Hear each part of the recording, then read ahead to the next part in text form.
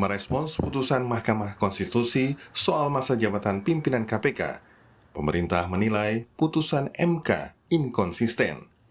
Menko Polhukam Mahfud MD menjelaskan, dalam beberapa poin, pemerintah kurang sepakat terhadap putusan Mahkamah Konstitusi tersebut. Namun, pemerintah mengaku akan tunduk dan patuh terhadap putusan MK karena final dan mengikat. Dalam beberapa hal pemerintah kurang sependapat dengan putusan MK, tetapi yang lebih prinsip di atas kekurang sepakatan itu adalah pemerintah harus tunduk pada ketentuan konstitusi bahwa keputusan Mahkamah Konstitusi itu final dan mengikat.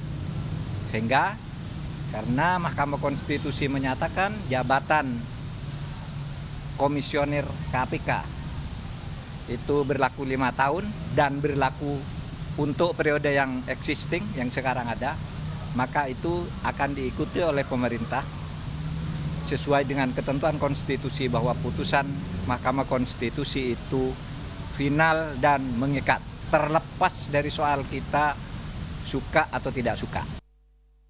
Salah satu yang dipersoalkan pemerintah dalam putusan MK tersebut yaitu pengangkatan pimpinan KPK yang berdasarkan undang-undang yang lama. Di undang-undang yang lama, masa jabatan pimpinan KPK 4 tahun. Namun, setelah adanya putusan MK, masa jabatan pimpinan KPK menjadi 5 tahun.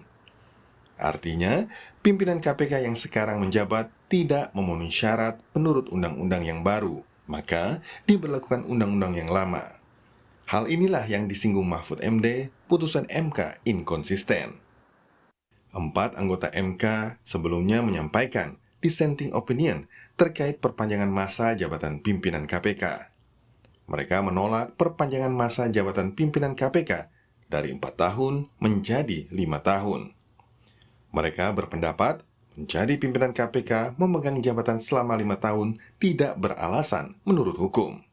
Sebelumnya, pemerintah juga bersiap membentuk panitia seleksi komisioner KPK pada Juni mendatang, karena masa jabatan pimpinan KPK akan berakhir pada Desember 2023. Namun dengan adanya putusan MK, maka pemerintah urung membentuk tim pansel KPK.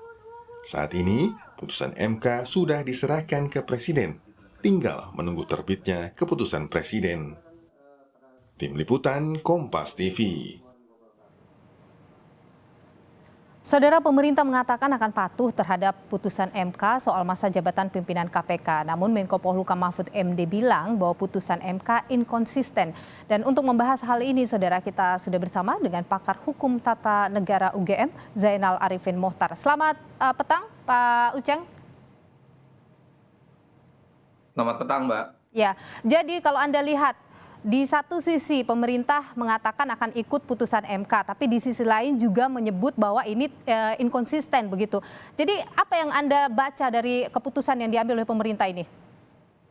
Saya kira begini, ketika pemerintah mengatakan bahwa MK inkonsisten, saya sepenuhnya setuju itu ya. Karena Mahkamah Konstitusi memang berkali-kali agak teguh pendiriannya kalau berkaitan dengan angka-angka.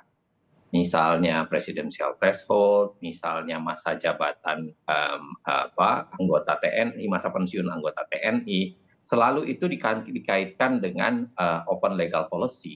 Nah, ketika kali ini tiba-tiba MK bilang, oh itu open legal policy tapi menimbulkan ketidakadilan, nah itu yang perdebatan besarnya. Karena kita tidak, malah sebaliknya, saya pribadi dan begitu banyak orang sebenarnya tidak melihat ada isu konstitusionalitas di sana. Biasanya itu adalah bagian dari open legal policy yang sebenarnya harusnya diserahkan kepada pembentuk undang-undang. Dan memang pada dasarnya ya DPR dan pemerintah ya. Dan memang pada dasarnya ada banyak sekali aturan-aturan yang masa jabatan yang memang dibuat berbeda seiring dengan pertimbangan-pertimbangan tertentu. Nah, tetapi kalau misalnya pemerintah mengatakan MK inkonsisten, pada saat yang sama juga pemerintah melakukan inkonsistensi sebenarnya menurut saya. Karena kalau kita lihat cara pemerintah memperlakukan putusan MK itu agak berbeda. Saya kasih contoh, misalnya putusan MK soal cipta kerja.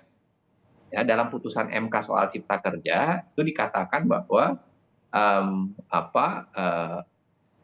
undang-undang itu batal sementara waktu dalam konteks konstitusional konstitusional bersyarat selama 2 tahun, dan itu tidak bisa dipakai untuk hal-hal tertentu. Tetapi kemudian pemerintah kan tetap memakai saja gitu.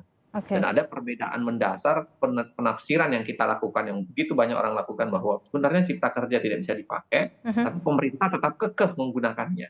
Pemerintah malah juga menjauh dari putusan MK. Putusan MK mengatakan bahwa itu harus diperbaiki dengan menguatkan prinsip prinsip partisipasi publik, tapi pemerintah malah mengeluarkan Perpu. Nah, saya kira perlakuan yang sama, perlakuan inkonsisten itu terjadi di putusan KPK.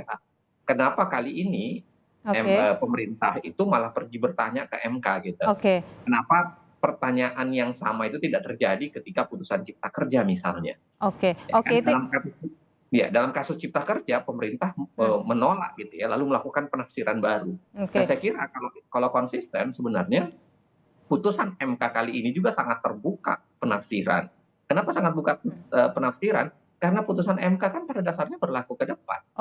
Tapi apalagi kalau soal masa jabatan, apalagi dalam hukum administrasi misalnya, jelas saja Firly dan kawan-kawan itu dilantik menggunakan kepres yang batas usia pensiunnya adalah 4 tahun gitu.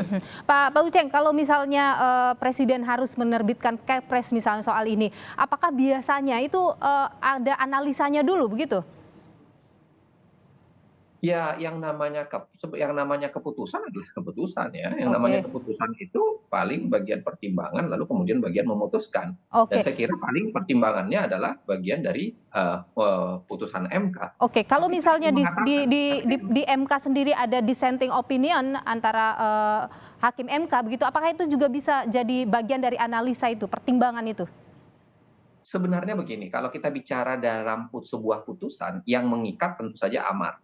Dan yang mengikat dari sebuah putusan adalah amar, dan amar itu kan terdiri dari 5 orang yang kemudian mengatakan bahwa putusan masa jabatannya diperpanjang. Tetapi kita bisa berdebat soal masa berlakunya. Kenapa? Karena itu tadi, sebenarnya kalau kita baca putusan MK, nggak ada juga yang serta-merta mengatakan bahwa putusan ini harus berlaku sekarang. Hanya ada di bagian pertimbangan yang mengatakan karena ini akan segera dibentuk pansel untuk tahun berikutnya, maka segera kami putus. Tetapi memberlakukannya itu kan tidak diatur oleh putusan MK. Artinya apa? Sebenarnya terbuka penafsiran. Seperti kalau pemerintah melakukan penafsiran terhadap putusan Cipta Kerja, saya sempat mengatakan bahwa harusnya kita menantang pemerintah untuk melakukan penafsiran yang sama. Penafsiran terhadap putusan MK sehingga dia bisa menjalankannya, tapi diberlakukan untuk KPK berikutnya, bukan KPK sekarang. Jadi ini tidak bisa diberlakukan yang sekarang ini, pimpinan KPK sekarang kalau menurut Anda? Saya dalam berbagai kesempatan mengatakan itu. Karena putusan, lagi-lagi ya, kalau kita baca putusan MK itu hanya mengatakan ini harus cepat diputus. Karena akan ada proses pergantian. Iya, untuk isu itu saya bisa terima. Termasuk bisa menerima misalnya bahwa Nurul Gufron bisa mendaftar lagi karena kemudian terjadi perubahan kondisi atas dia. Tapi kalau bicara soal masa jabatan itu komplikasinya banyak. Satu misalnya yang saya bilang tadi, SK pengangkatan Firly CS itu SK 4 tahunan, bukan SK 5 tahunan. Dan SK itu harusnya diselesaikan baru kemudian dilakukan proses kepres yang ada sekarang. Jadi maksud saya adalah sangat terbuka sebenarnya kemungkinan bagi pemerintah untuk menafsirkan bahwa ini diberlakukan ke depan. Tidak dengan pimpinan yang sekarang, begitu ya? Tidak dengan pimpinan sekarang. Baik, pakar hukum. Lalu kemudian ke depan ya berlaku 5 tahunnya, karena pada dasarnya putusan MK memang berlaku prospektif ya, berlaku retroaktif. Baik. Pakar Hukum Tata Negara UGM, Zainal Arifin Mohtar, terima kasih sudah berbagi pandangan di Kompas Petang. Sehat selalu.